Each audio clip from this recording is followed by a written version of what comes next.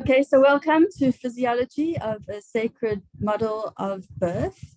And in the physiology presentation, we kind of went over the actual female reproductive physiology. That was my intention, to really go deeper and deeper into the cycle, not bringing too many other aspects of physiology of our whole body and what potentially is involved in physiology of women and birth, but just focusing on the fertility cycle because there is so much to unpack from that.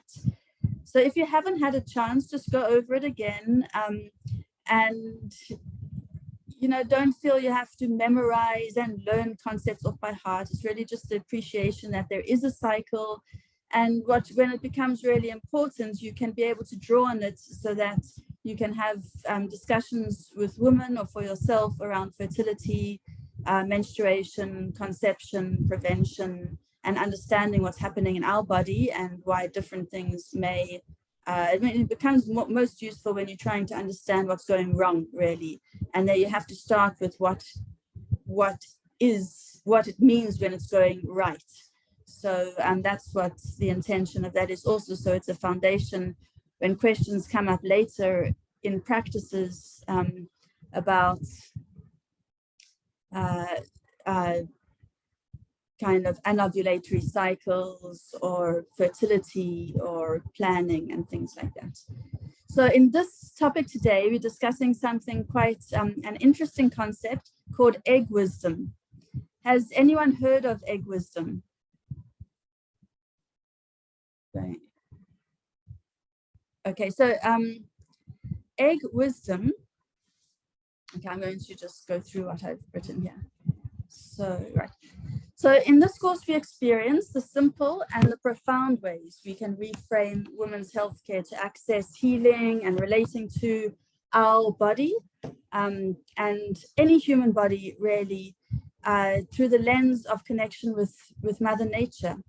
And we create pathways and connections in our perspectives that resonate and play out in how we support and hold space for women and for ourselves. And we understand that there's not only one approach to healing.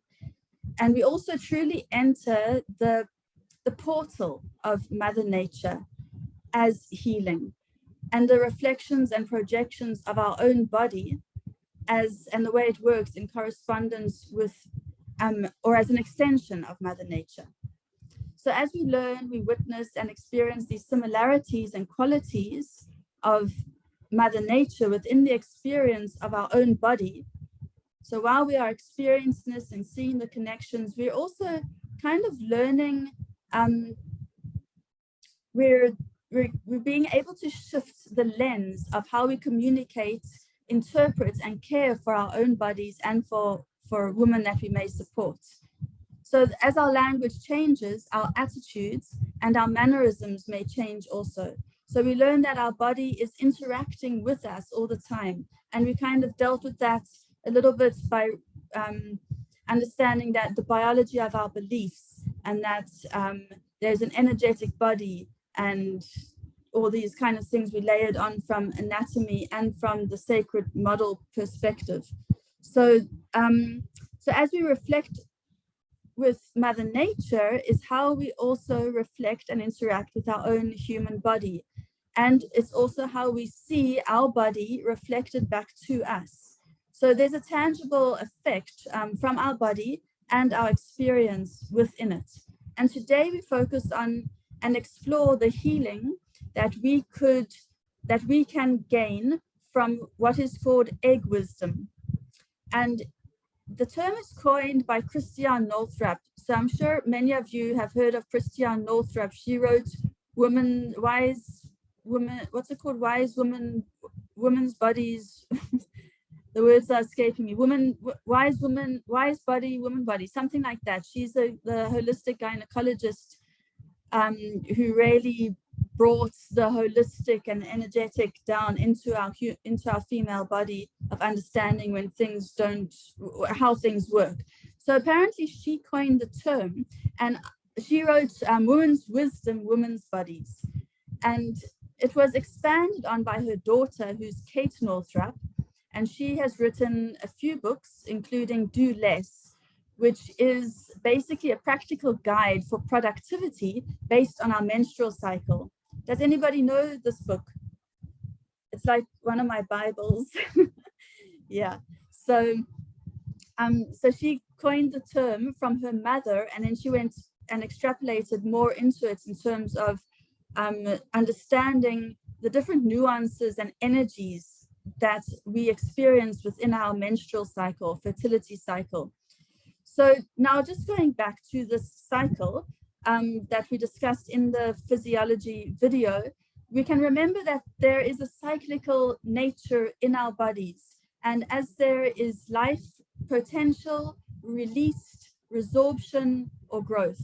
And so a quick summary of the PowerPoint is that within the fertility cycle is the menstrual cycle, and where we shed the endometrial lining of our uterus. And then there's oogenesis, which is the cycle of egg development and release, and folliculogenesis, which is the development and release of the follicle that is containing the egg, which is shed from the ovary.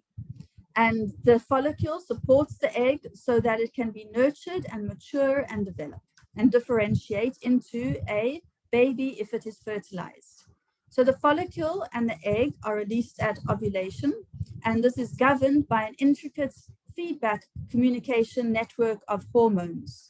So that cycle that I did the presentation of basically is the menstrual cycle, the egg cycle, the follicle cycle, and the hormonal cycle.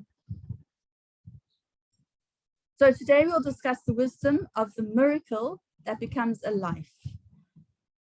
And this is what the egg wisdom really contains, is the kind of the matrix or the codes of that miracle that becomes a life, which is how we also came.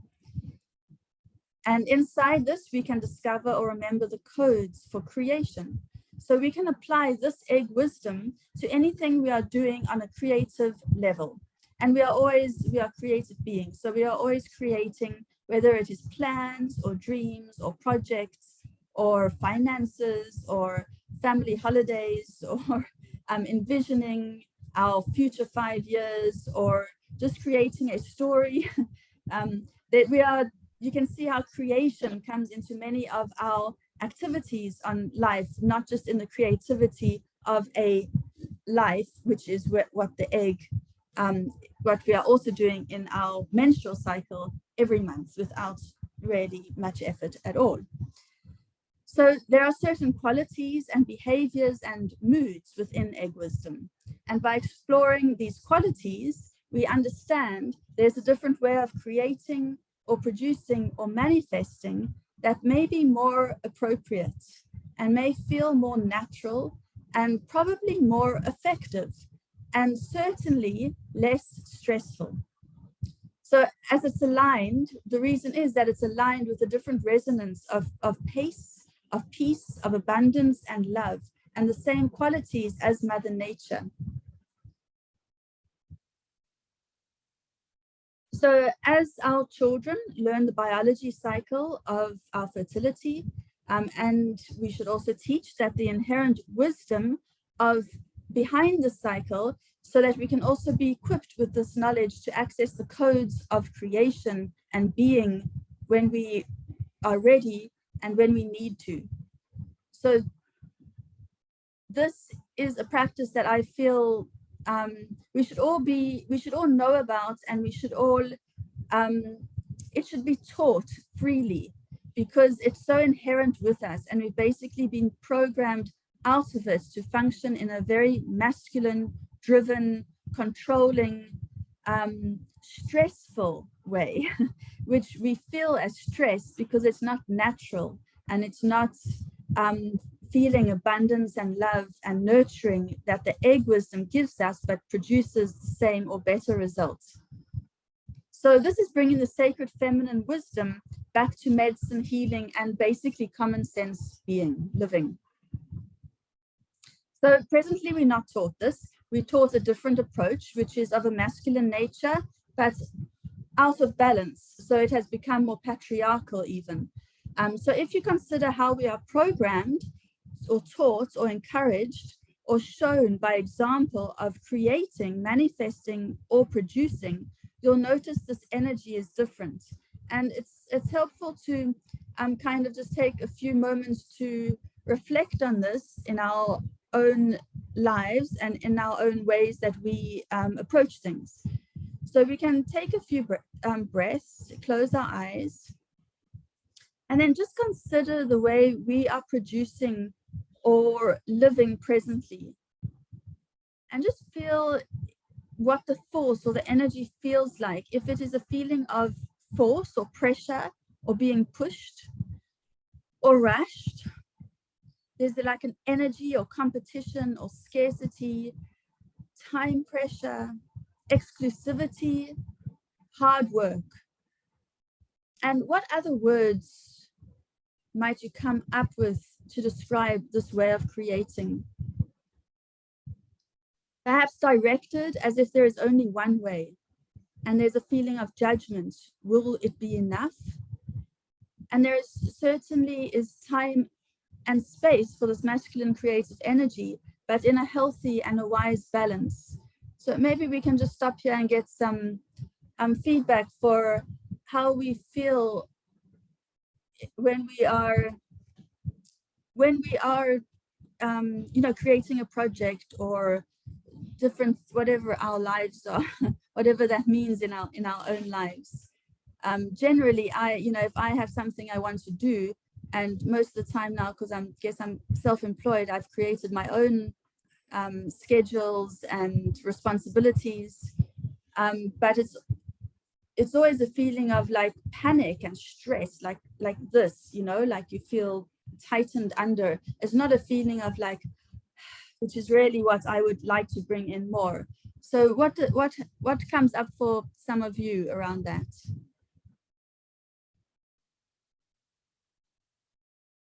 I can't, how do I unpin myself? Gallery. If somebody wants to just say a few. I'll speak. I feel the same thing. If I put a lot of pressure on myself, and I'm like, because I'm also starting my own little business, I tend to feel like really anxious and like just like stressed, and then but I found that when I don't put that pressure on myself and I just do what I can, then it's a much more flowy state of being. But it's difficult because you do need that kind of pressure, but at the same time, the flow is obviously way better. Yeah, so when you kind of are able to release that sense of pressure, then the flow happens more naturally and it feels more kind of freer, more abundant in the heart. But at the same time, we feel we need those kind of constraints. What would happen if we just flowed? I don't know, I want to try it. Me too. So it's really hard to bring into practice because it's like shifting a whole mindset that we have been like so severely programmed on that. I had to, like after 2 years of doing my internship, only after a while I realized, wait, I don't actually have to function like I was taught to function. So it's an interesting things that happen in your mind. Anybody else? I feel also like it's a lot of, it is a lot of unlearning, definitely, and it's a process. I find that I'm very hard on myself as well for not getting to everything that I want to get to when I want to get to it as well. But then I also try to sit and I try to figure out, where's that pressure coming from? Is it really me? Do I need to do all of this right now? Yeah. And then prioritize what's important and kind of go from there. Well, you're sitting in the threshold of that right now in a very different and tangible way, where you will just release everything else and feed your few days old baby and yourself. Yeah. I've been really blessed though with postpartum, with my partner. He's like taking really good care of me, and his parents as well. Like I actually feel guilty some days for how easy it's been and how much love and care I'm receiving. Well, that's what happens. We feel, then when things are going to flow and we're like it's all going okay, then we feel guilty. Anybody else feel guilty when they're not like pressured? And Divya? No, I was going to say something which is absolutely opposite. Yes. I felt flow before I felt pressure, so I knew what that felt like.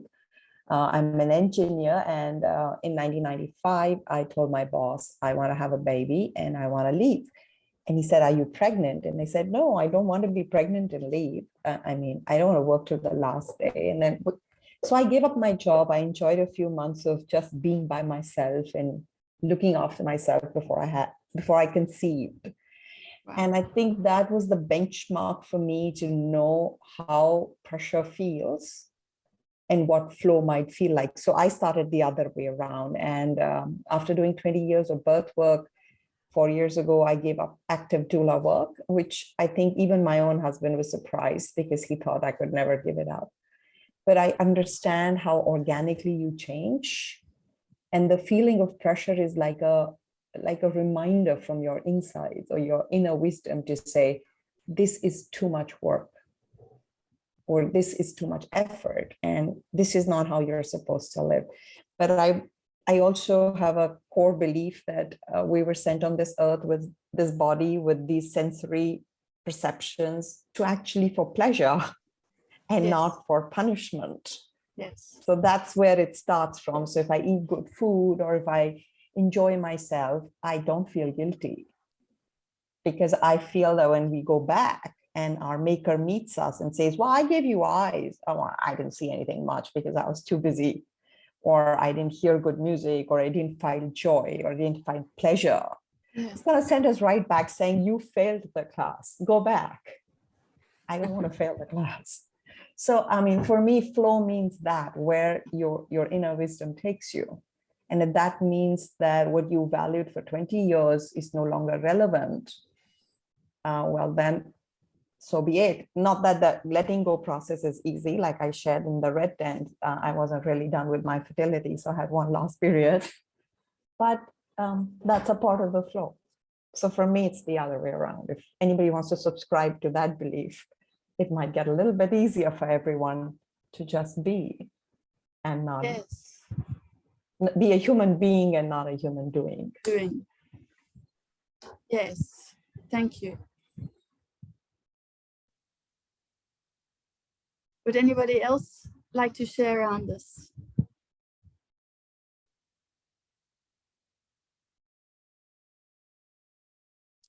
Well, let's carry on.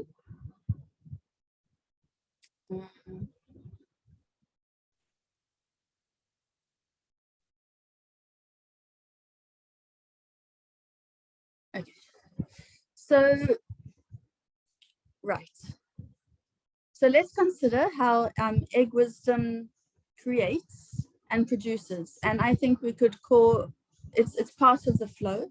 There's a specific wisdom in the egg wisdom.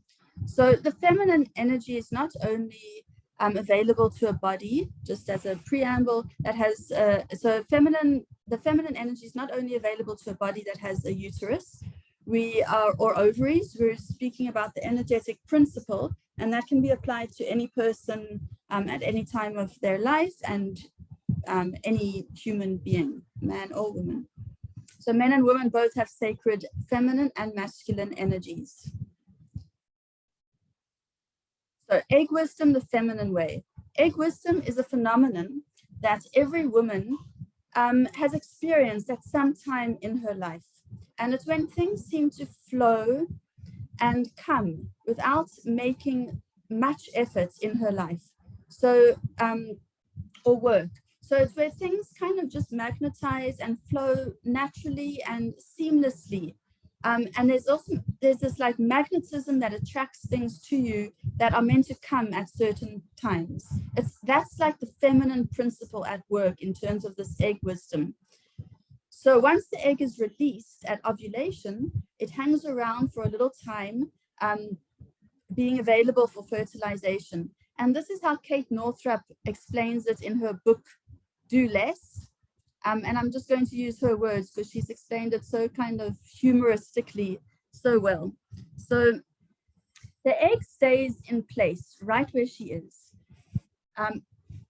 She doesn't run up and down the fallopian tube wondering if the sperm is coming to fertilize her. And she doesn't pop down to the uterus just to check if he's coming or hang around the cervix entrance hoping he'll see her there. And she doesn't check her phone obsessively or wonder if she should text him or not, even though he didn't respond to her last 10. And she doesn't call her girlfriends and ask them what they think she should do. Nope, she simply sits there in all her fertile eggness, simply being an egg. And as she sits there, though, she emits a signal that tells the sperm that she's ready and available. The follicle cells around the egg release progesterone, which is actually gives electric currents that drive movements of she gives the electric currents that drive movements of the sperm's tail a boost. So she boosts the electric currents that drive the sperm's tail movements. And as the current increases in strength, this is her energy, the tails begin to move faster. So the eggness, simply being an egg, makes the sperm faster and stronger. And she has the ability to egg on and enhance what is around her.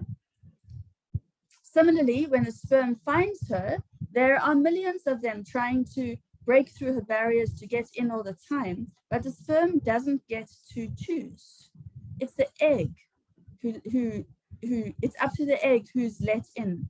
And once the egg chooses which sperm, or sperms in the case of multiples, to let in, if there's anything wrong with its DNA, she actually has the ability to repair it and improve it. So again, she can egg it on. And then in order to make the 3 or 4 day journey down the fallopian tube to the uterus, where it will embed after a week, the egg, she actually keeps with her enough nutrients to feed herself and the sperm until they get to the next nutrient source, which is the uterine wall. And we covered that in the follicular cycle with the corpus luteum that was maintaining the progesterone and the nourishment that was being created within the follicles. So not only does she have the ability to signal and strengthen the sperm to choose which one will fertilize her and to repair the sperm's DNA, she also brings a picnic, as Kate says. So this is the feminine way. The feminine nurtures, heals, beautifies and improves everything around her. And she brings snacks because someone's always going to be hungry. So she's really anthropomorphizing it, but it's quite fun. So if we let the egg be our model of attraction in terms of our very blueprint of how to manifest what we want in life, it gets really juicy and really fun and a lot less work to get what you want. So the egg is really a perfect example for us to witness the creative potential in allowing and in receiving, in being, in receptivity. And we've been taught to push. Most of us have been taught. Yes, I think every woman should, every person should know this because it's actually a feminine principle men can also apply. But as women, I guess we really have a bonus that we can relate to what's happening in our body in some way. So we've been taught to push, most of us, and to work really hard to get something. You know, you have to work really hard to deserve it, and these kind of mindsets. And we've been shown it in our examples, and we taught it in a patriarchal culture of achieving and creating. So we kind of do tend to look through those lens. The egg is not passive or lazy. And as we are taught to believe when we hear terms like receiving, she has the potential makings of an entire human being within her and the ability to repair DNA and nourish the sperm and herself to their destination. And she also doesn't waste energy and time. She doesn't waste time in this way. She doesn't go up and down fussing in the uterus and worrying about being enough or missing an opportunity. She doesn't have FOMO. She's completely content and feels full and enough and worthy of receiving. And she's simply being in her value and letting it come to her and being able to receive it when it comes. Because what I've also noticed is that we might step into the flow or do something to really try and get us out of the mindset of doing. But when it comes to actually receiving what we've made space and time for and allowing ourselves to simply receive, it's not so easy. We've kind of get back into that, am I worthy? I've got to do this and they're going to get it before me, and all these kind of things which sabotage it really. So she's simply being in her value and able to receive. And as we remember from the fertility cycle, the egg will disintegrate and be resorbed from our body if it's not her time to fertilize. So she doesn't hold on and have a freak out and try and control the timing and telling the sperm to go there now. And, you know, she's not micromanaging. She simply flows and is released, and she lets go and moves on. So egg wisdom doesn't mean you have to have a certificate or there's an amount of hours of meditating or a certain mark or qualification. There isn't a spell or a magic mantra or mental effort. Our egg wisdom is inherent and it's within us. Our body is wired for egg wisdom. So this is also very beautiful because we sometimes feel like we're not there yet, or we have to, you know, do this to be worthy or enough, or to receive what we want, or to create what we want. And it really comes into a practice of knowing that actually we are worthy now, and we can create from right now and receive from right now. We don't have to go through all these loopholes to get somewhere to receive. So when we forget to trust and enter the egg wisdom space, we can simply remember and become an egg again. So take time to imagine how this might look like. Create an image in your mind of absolute abundance in receiving, in our feminine splendor, and emitting the perfect magnetism that is in alignment with our heart's desires, that strengthen itself by its very remembrance. We have to maybe make the time and effort to remember rather than to do or to make more. So as Kate Northrup writes, she is who she is. She wants what she wants. She emits a really strong signal, letting what she wants know where she is.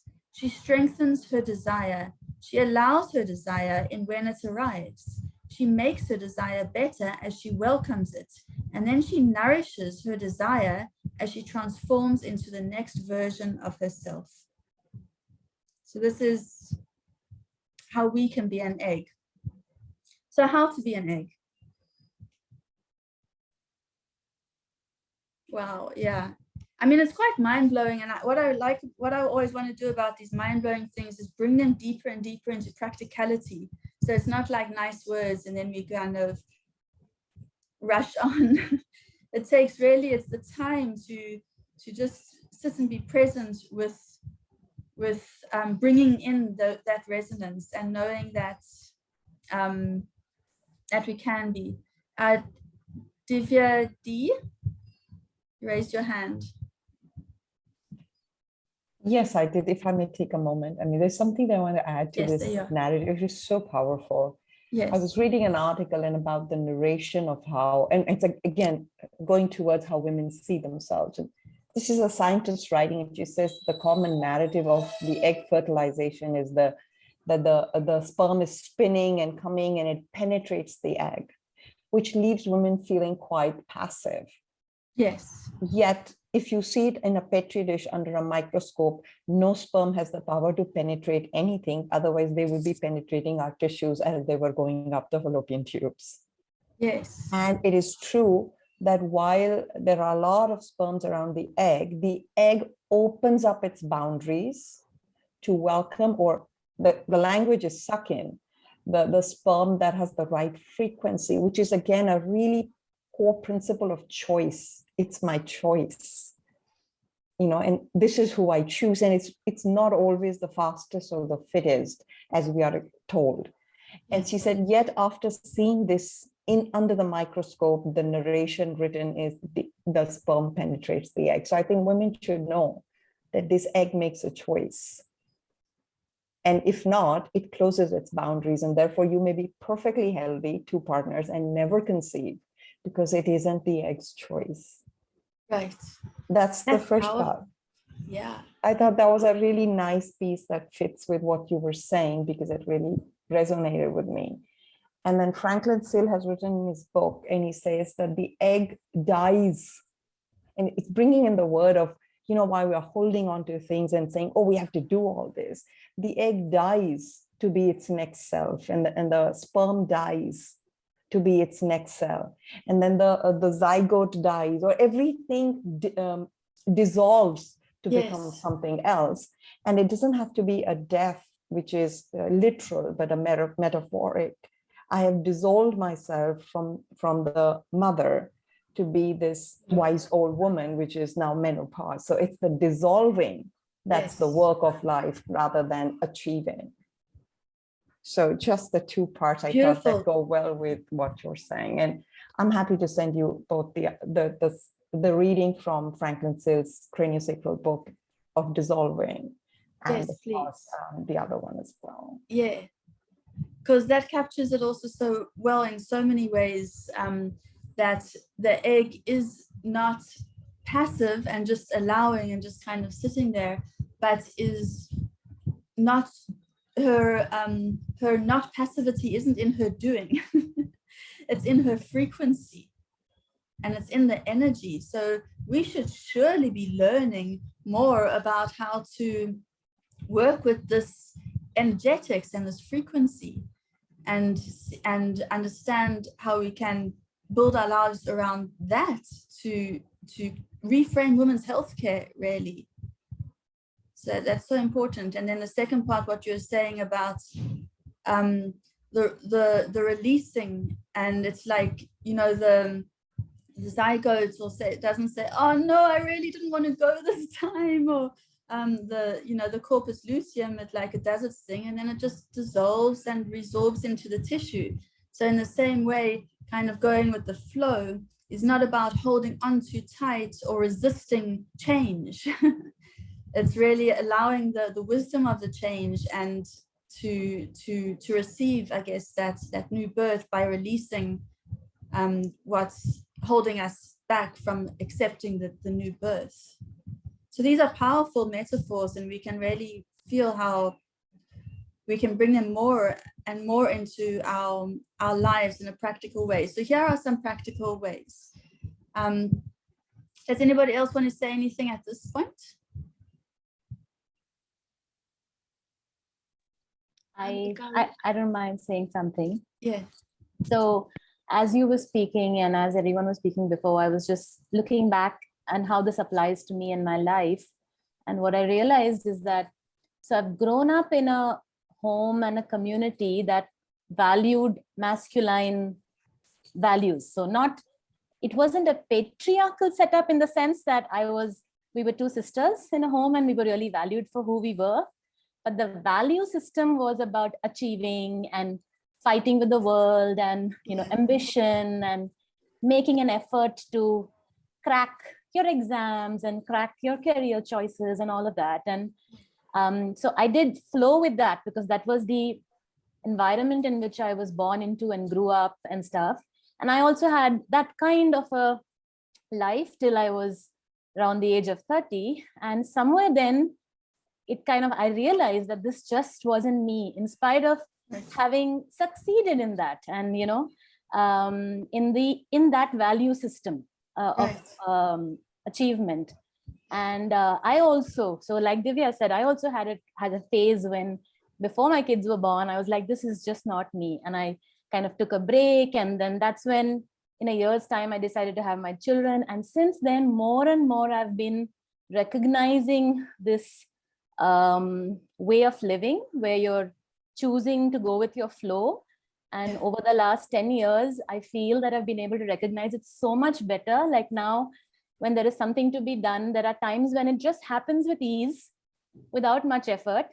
And that's when I do it. And there are times when I just can't. I mean, if I have to sit down and do something and it's not happening, I do not push myself. And because I've chosen to work independently, I have that choice. And which is why I have completely been against working for an organization or a hospital or whatever, because I need to be able to work with my state.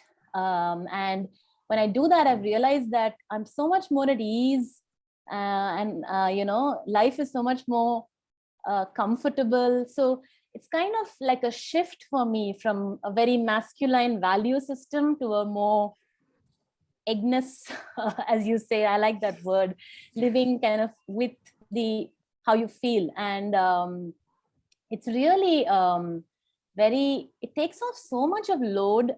But having said that, there is always, it's hard for others around to understand this.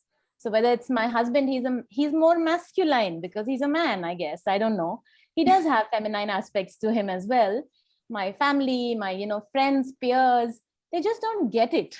There are certain things which they want, which they feel I should do, whether it is promoting my work or whether it is creating an organization or whatever it is. And I'm like, no, I can't explain to you why, but that's just not the way I want to do things.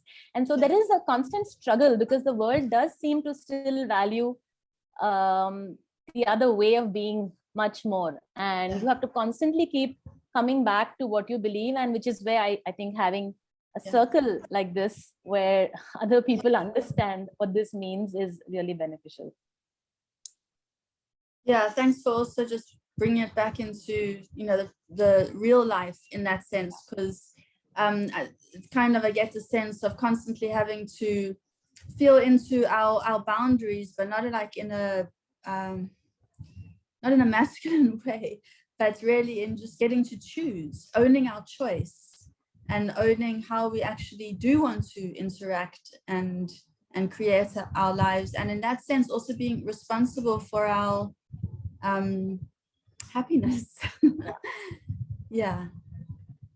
And that's a constant journey for me. And I think, going through the medical system, it really just exposed a lot of what I don't agree with. And if anyone has been in corporate, as they say, Parul also says, agree with you, Neha, we are limitless beings and we should be owning this. So kudos to you. And yeah.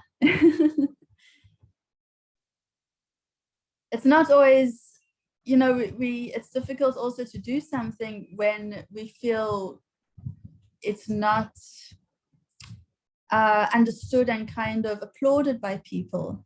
So what is it? And even just measuring, if you have to reflect on how we measure success, how we look at our own success through our own lives. Is it how much money we have? Is it how many children we have? Is it what our children are doing? Is it what? And I guess I had to also just reflect on that when I could have been that in the medical system, and I really chose to not. And yeah, that's the same thing that I'm talking about. The metrics in the world are constantly metrics that do not resonate with who many of us are as women. And so if you're measured against those metrics of success, fame, money, whatever, certain positions, certain qualifications, then we're constantly struggling and we're not happy.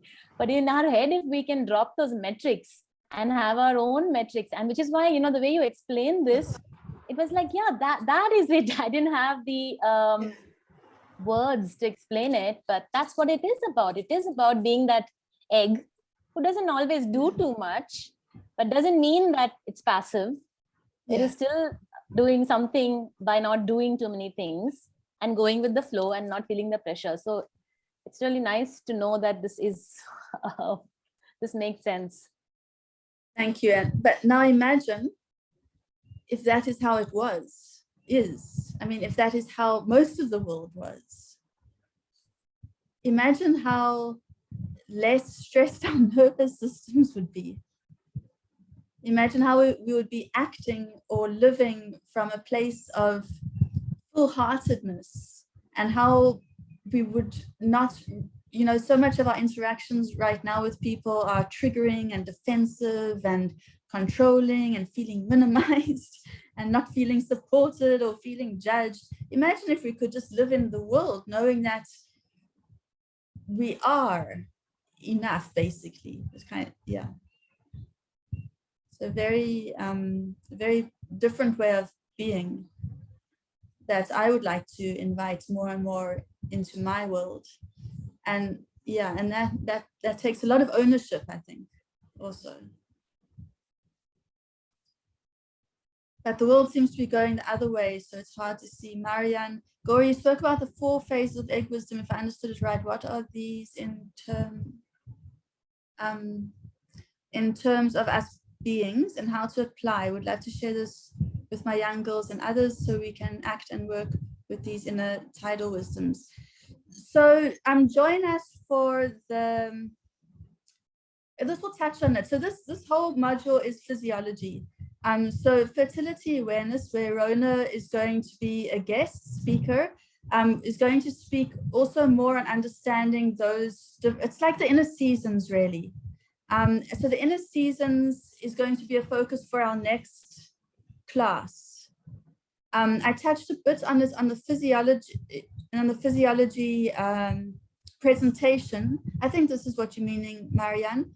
And then, so it's like the inner seasons. So right now we're just focusing on specifically the egg and kind of the metaphorical, but not metaphorical, ovulation process, and just how we can apply that in terms of our own wisdom. The 4 phases of egg, I think I spoke about the 4 phases of the hormonal cycle or in the menstrual cycle. So the egg is being nourished and ready to ovulate, and then that's at ovulation, and then the rest of it is kind of being hanging out and waiting, and if it's fertilized, it's goes on, well, I mean, you know, it goes on to become an egg, and if it's not fertilized, it will be resorbed. But at the 4 phases are really the whole menstrual cycle. Does that make sense, Marianne? Am I remembering what I referred to? Yeah, it makes sense, but I was just curious because I've been really, as a child, I was really into the modern nature flow, so to say. And especially after writing my book, I've becoming so, there was a real struggle.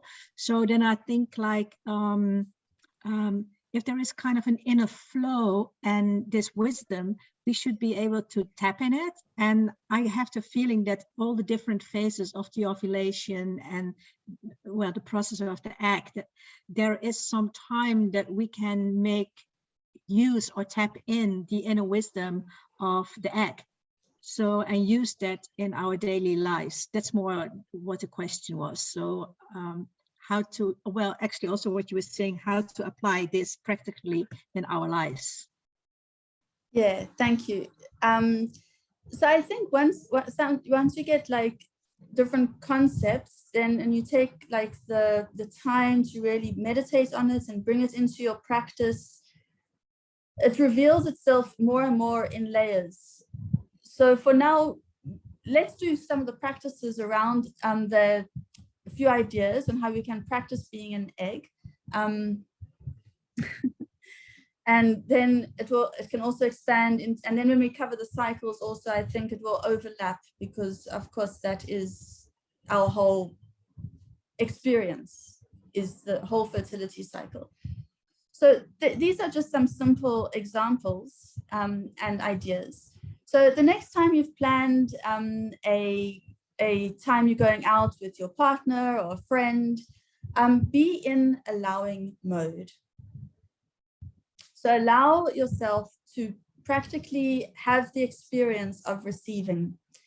Don't make the bookings. I don't know how, I mean, this was a bit American, so if we adapted for us, I don't like go on a date with my husband, but if you had to put it in whatever you do, you know, if you're going on a, whatever you're doing, so whatever you're planning, allow him or the other person, think of it how it could relate with you right now, to make the plans, to make the booking, to decide the menu, to arrange the childcare, to choose the music, and just practice leaning back. So literally you just practice leaning back and receiving, and allowing him to do one of these things or even all of them.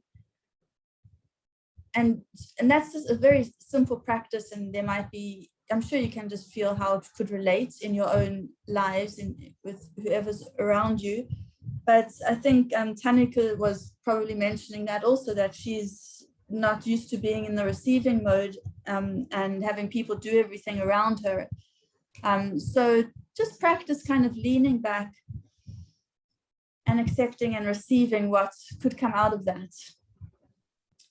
And we could also consider then what are some of the reasons that we might want to do everything. And it's also known as micromanaging or controlling. So this could come up a lot. Could it be coming from feelings of inadequacy or fear we're not enough, a need to overfunction? Neha, I really need this leaning back practice. And you can kind of do it. You can actually do it, you know, you can really just like, oh yeah, there's that feeling, I'm going to just sit back and receive. So 2 people raise their hand. Parul?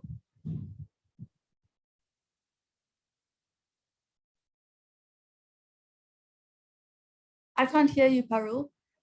Can anyone else hear you? No, we can't hear you, Parul.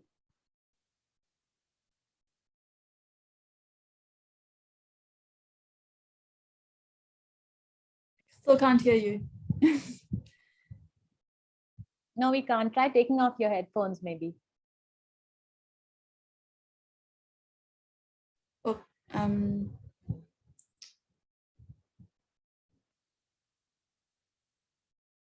okay, we'll come back to you. Shasta wrote, I'm collecting some cows with my husband on the weekend, our form of the date. Nice date. I love it when husbandry meets midwifery. And will be fun to see how he does all the arranging, and will be super hard for me to lean back and just go along for the ride, but will be fun to lean back and see what unfolds. Yes, and maybe share with us, because it's a different way of being, and it's practicing these different ways of beings and not like judging the results in a different way of experience also. So, I mean, I've had to do that a little bit. Divya, you also wanted to say something. Divya?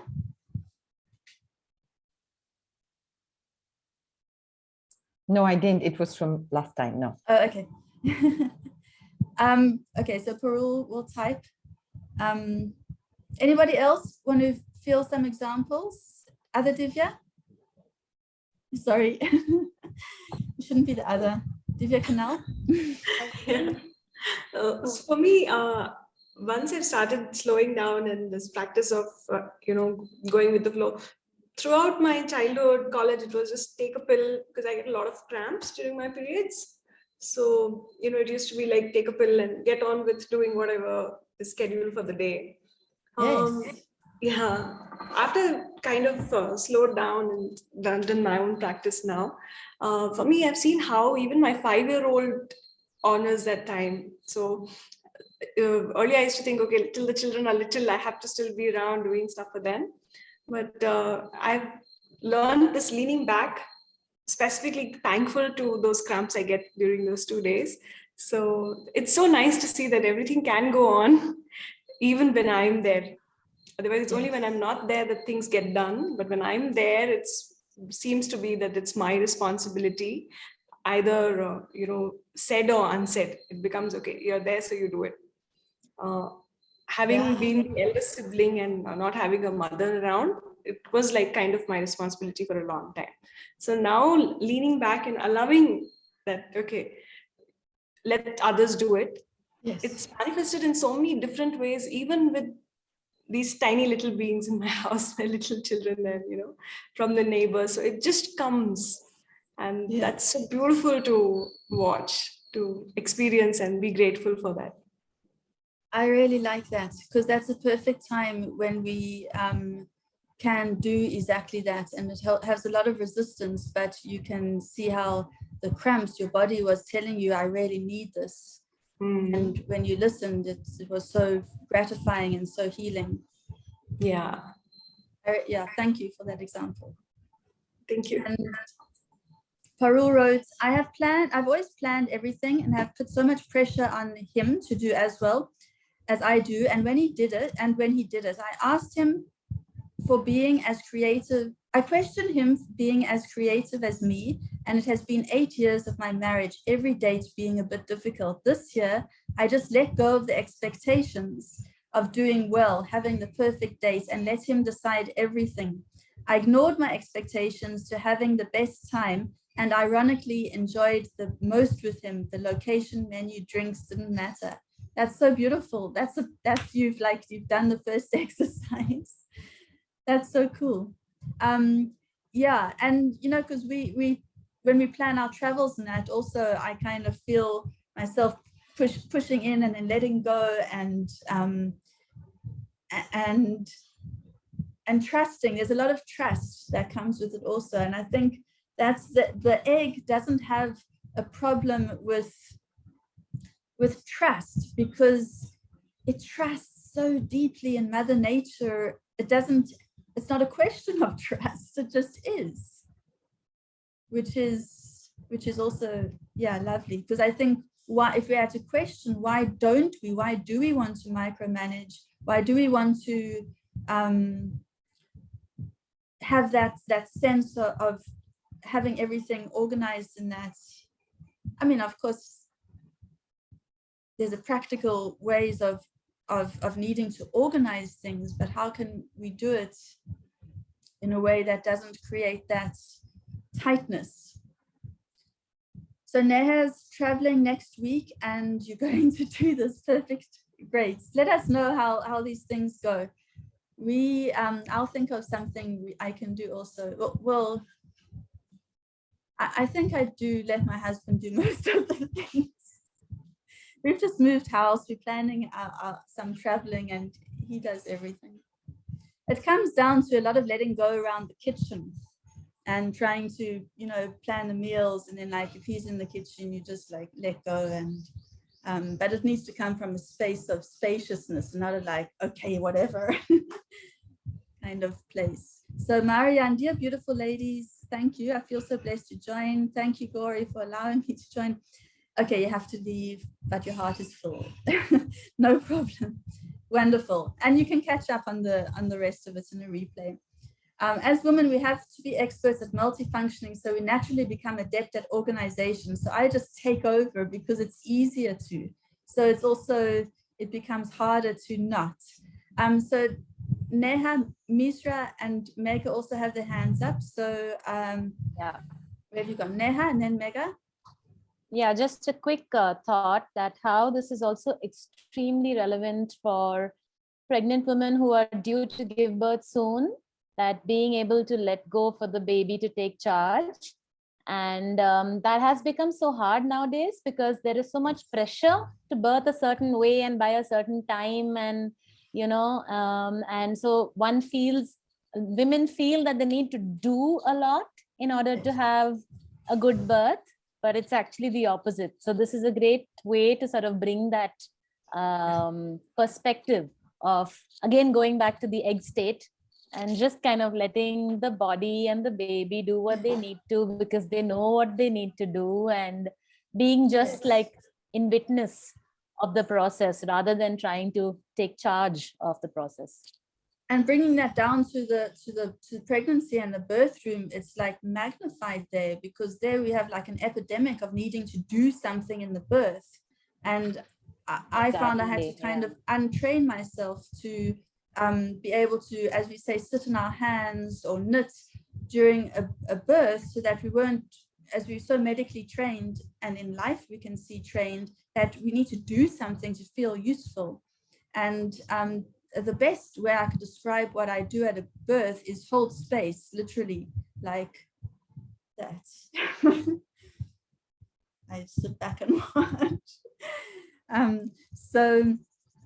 But you know, you feel like, oh, just you want to be able to do something, you want to be able to change it, you want to be able to make it faster. Maybe if I do this, it will happen. But it's a process of really deeply trusting that this woman will do exactly what is needed, because she's right now channeling Mother Shakti to birth her baby. Let's not get in the way. And having the wisdom to know when we do need to adjust or guide or bring in something, but in a beautiful way. In fact, when I started my work as a doula and I was mentored by Divya, the first few births, I was in the what do I need to do mode. And eventually I did kind of realize that it's about sitting back. And I remember going to her one day and telling her, Divya, I feel irrelevant. I'm just sitting around at the birth and there's nothing for me to do. Why am I even there? Why do I even charge them? And she's like, now you're a doula. So really, yeah. Lovely. And we'll come to you now, Mega. So this is such a good topic to bring in, because it's not like you're sitting there on your phone or like doing something else in your mind. You're actually sitting there with presence, and you're sitting there with I don't want to say controlled energy, but you're in control of your energy. So you are holding space. Doesn't mean you like just holding space, means you are holding space. So your intention, your power, your everything is aligned, and you're observing everything. And bringing it back and helping it and supporting it and protecting it. So it's a different way of doing, which is more about the being aspect. So that is, I'm so glad you brought that in about the whole birth room and that, because I didn't think of it even. Can you believe it? In this part of the course, I'm like so busy on physiology. I'm like, yeah, we'll get to that in the labor part. Mega? Yes, so whatever we have discussed so far, it was like so relatable. I cannot tell, like every word was like absorbing through my cells, and every single word was very relative. I think when I would like to share that how I am like learning to lean back and really allow me to feel that expansion and openness of the being which I'm already gifted with. I think I am learning it with my moon cycle, which I have paid, I think, zero awareness.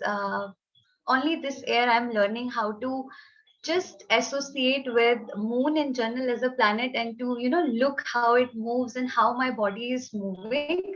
I think this is so liberating. Like to bring this like opportunity to share that how just allowing that how nature and that planet moon, because it's like highly tangible to see in a real go, that you can see that how new moon and full moon is regulating you, and making that relationship. I think when I'm building that relationship, there is part of me which is resisting back to receive, because I think when we say that having being self-employed, how difficult it becomes, and sometimes there are some financial issues going on, and I feel so much difficult to receive, like to ask for help, that why I can't just ask for help if there is so much available. And then I realized there is so much difficulty in leaning back. Either I'm a yoga teacher, so even my back bends are like a difficult thing, because I have this resistance to lean back. So I realized that leaning back comes from a sense of clarity and confidence on what your existence is. And I think I will only say that this is space of connecting to your menstrual flow or being in that alignment of what feminine energy really feels like. I think that speaks all of it. You don't feel any even urge to speak more, like make yourself clear in someone's eye or in someone's presence that they are not even able to receive what you are going to say, but you just feel that contentment, and it's amazing. I'm learning the glimpse of it, and I think I'm so looking forward to develop it. And I must say it's such a not an easy work, to be honest. It demands a lot of discipline and commitment to see your blockages and to unwind it in a very soft way. And I think menstrual flow, and that I think I have read in Sophia Sundari's article which you have shared about womb and the moon, that how we can allow the menstrual flow time, the bleeding phase especially, is a time to plant a seed, a intention, and to initiate something new, to start in your new cycle and to see what you would like to emerge, just like planting a seed and then what flower you will see.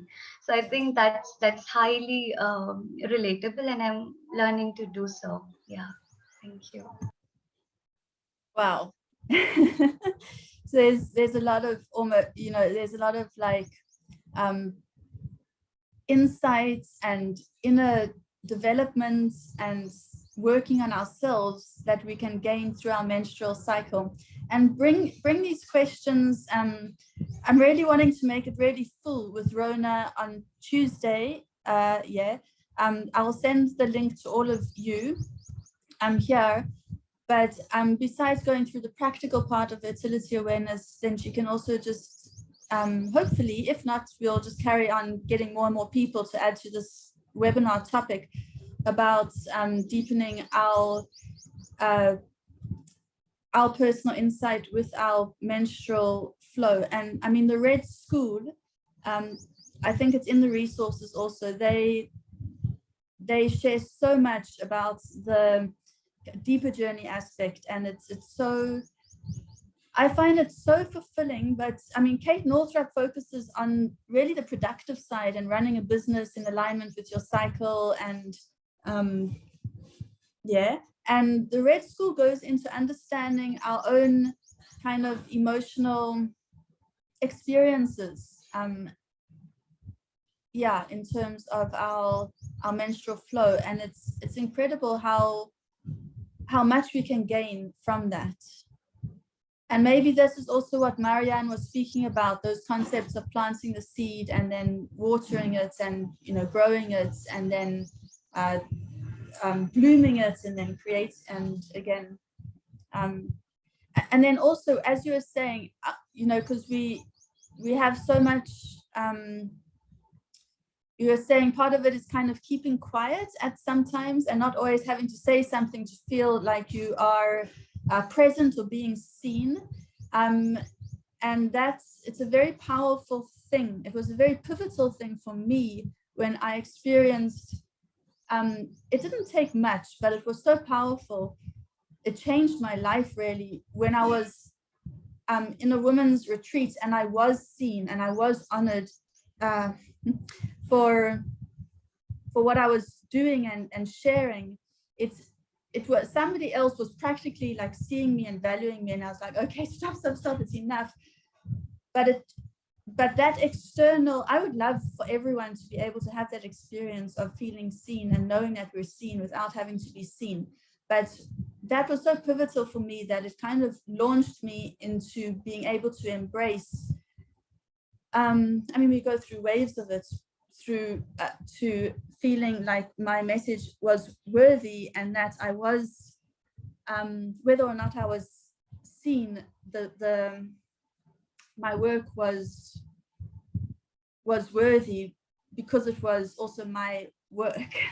Not that it had to be seen or people needed to feed back. So it's also kind of sharing a bit on the need of the need of being heard, and then also the value of being heard. A little bit of a different one. So we can share our experiences of leaning back. I'll carry on to some more practices. Okay, so just more on that, actually. Could it be from a feeling of inadequacy, not enough, needing to overfunction, to be accepted or seen? Could it be coming from a feeling where we're lacking trust in the natural unfolding and try to overcompensate and control so nothing is left to chance? What are the reasons that we do more than our share? That we feel no one can do it as well as we can, and therefore we need to do it all. Like Shasta was mentioning on our kind of natural propensity to multitask. And so we get used to that. Where are there examples in our lives where we can start practicing being an egg? Being an egg, you guys who just joined, Mandakini and Kulina, you'll have to catch up on what we're meaning about being an egg in a very receptive space that magnetizes instead of having to do and create. So being an egg needs to come from a space of spaciousness and positive full feelings. It's not that we ask or expect service from people from a place of irritation or disappointment. We need to be mindful of our intentions behind our being an egg and align with positive feelings like appreciation. So another practice for being an egg is to take time to consciously appreciate. Now, I know gratitude and has been kind of a buzzword. Appreciation has a slight different tone. So the way Kate Northrup describes it is that gratitude is kind of comparing something to how it was, and therefore you're grateful that it is how it is now as opposed to how it was. Appreciation is more like simply noticing what is around you and just appreciating that. So slightly different, slightly more liberating frequency, I think. So take some time, and we can share now to express or write down with a friend or just to in your journal. And I think this is probably something we should make time to do every day. And we sometimes feel that journaling or spending time meditating or hanging out in a hammock or just being is not really what we're allowed to do with our day, because we have to be, well, productive, or whatever else the voices are telling us. So take time to express just simply what is around us in our environment now as appreciating. And I'm very appreciative of all of you and the two new mamas who are here with your beautiful babies. I'm holding myself back from just looking into your cameras. And I'm appreciating all of you that are here and that I can do this. Maybe some people want to share some things that they are noticing in their lives right now that they would like to appreciate.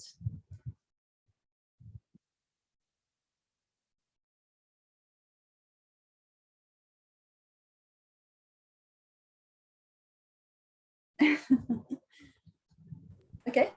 I can. Yes. So yeah, I'm just very appreciative of learning so much more about my body and getting to know myself better. This, all those YouTube videos and like podcasts and things that you put on for us to listen to, it just gave me such an awareness as to like everything happening in my body is not just a mechanical process. It is not just, something that's happening. It is something that is designed to influence. And I think, yeah, I don't feel appreciated at all.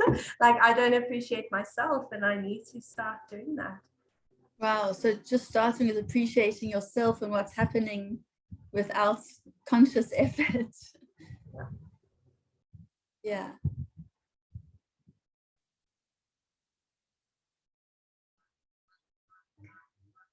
I think for me, the appreciation is to be in this female body and how sacred it is to be in this body.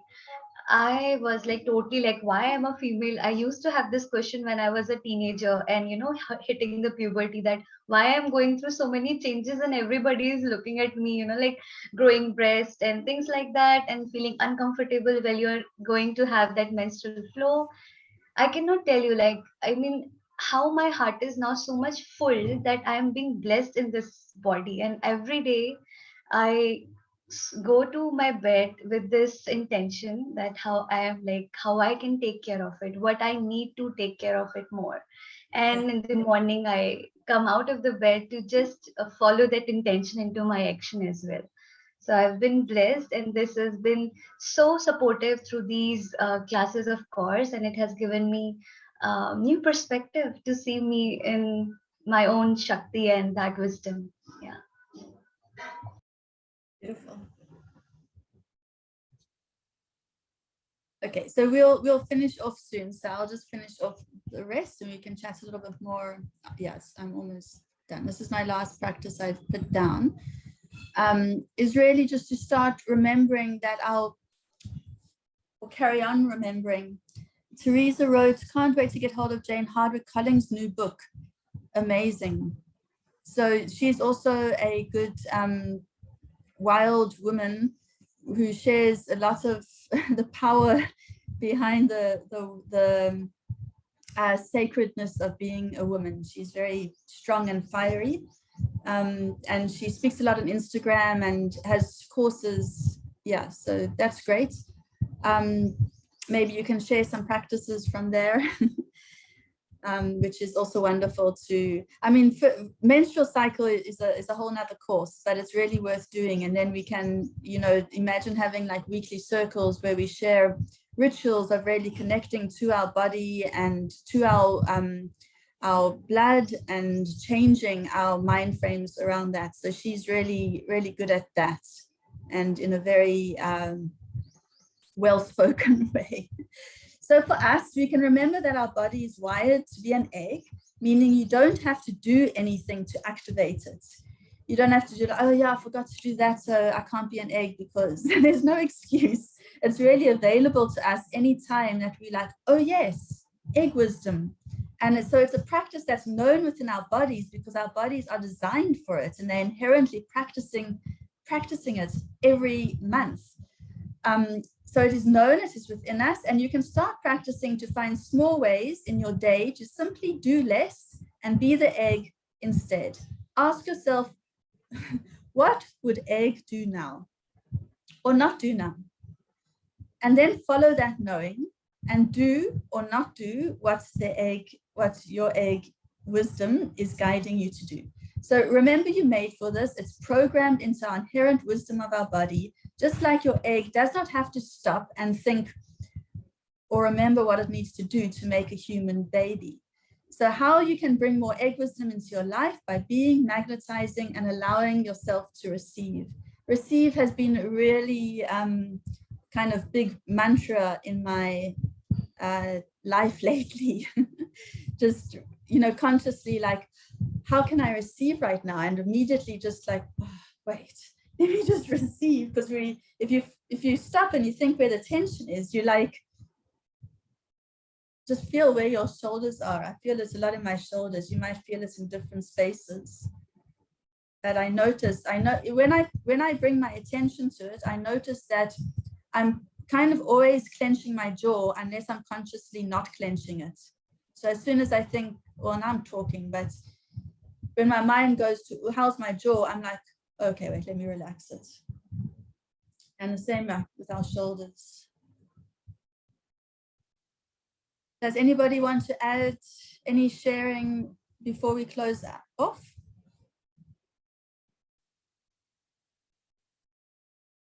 Neha, I appreciate my mother and grandmother for passing down so much to me that I never realized before.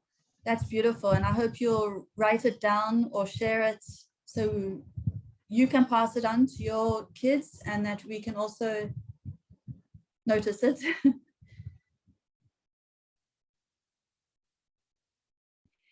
There is something that I just want to say, and that is that I would love for you to receive our deep, deep gratitude for this course. For me, it is life-changing coming together with all of these women and being able to absorb and take in this way. And each week, I fall in love with you deeper as I watch you teach us, and I have such incredible appreciation for this. So please receive my gratitude. Thank you. I'm experiencing the challenges of receiving because of my mind and like, you know, like, is it good enough? Is there enough? Is there too much? Is there, you know, like in the last 2 weeks, I've moved house. And my kids have like started back to school and it was a bit rocky and so many amazing things. And I feel so, thank you. Yeah. And we should have a circle maybe where we can actually sit and receive and appreciate, because if I just stop talking and just actually thank you for it and allow myself to receive, it really opens up a lot of beautiful portals in me.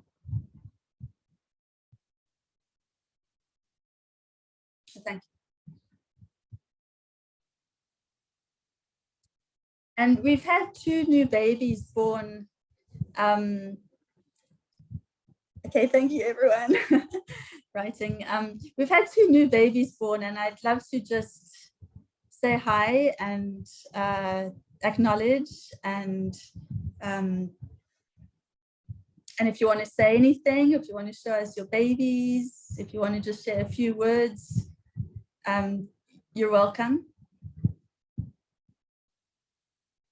And these babies were born on the same day, which is just so cute.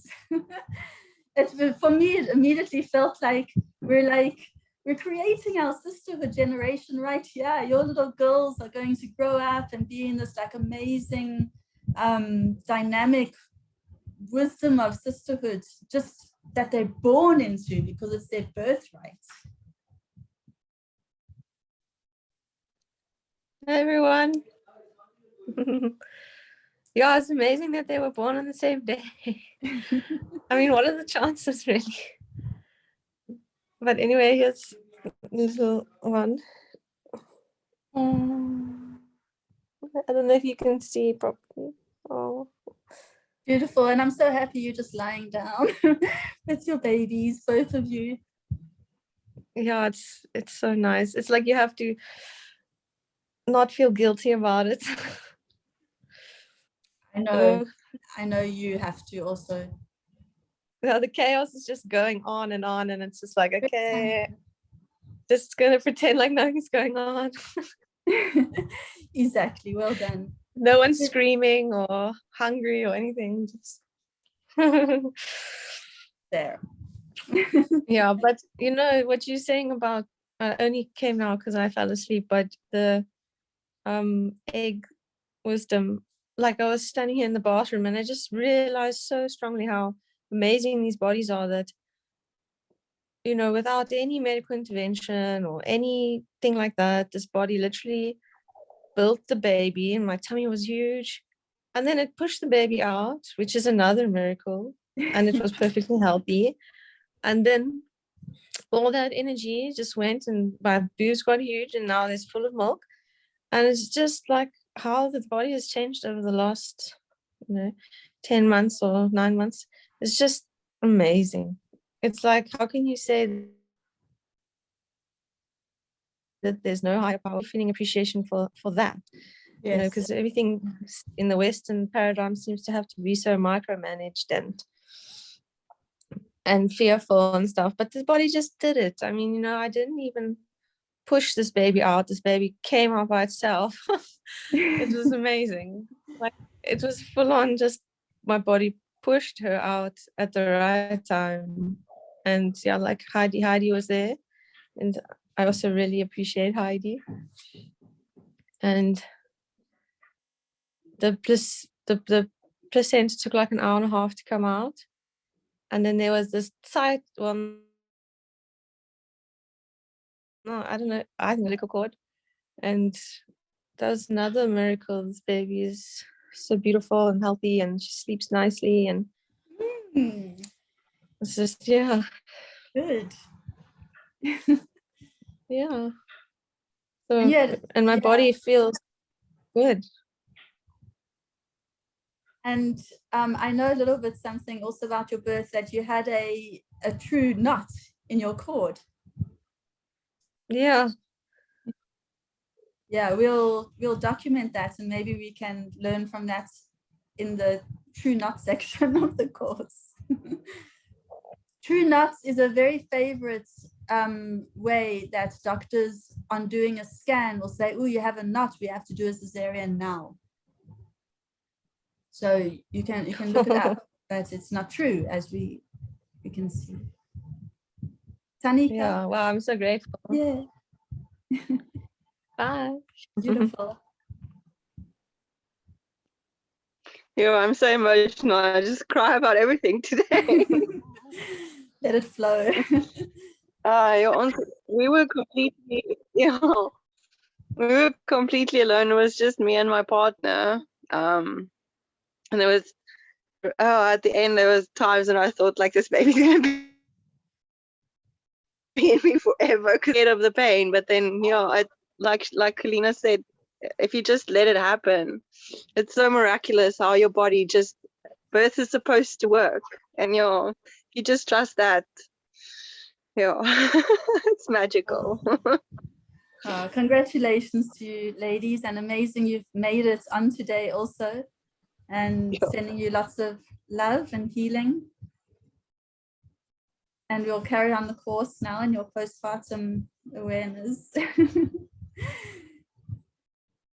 Teresa wants another birth of your own baby, or attend another birth. Okay, we'll end off here. Your own. And thank you, everyone. And yes, thank you for the appreciation and the love, and shining it back to you all. And I'm going to go and flow with my day now.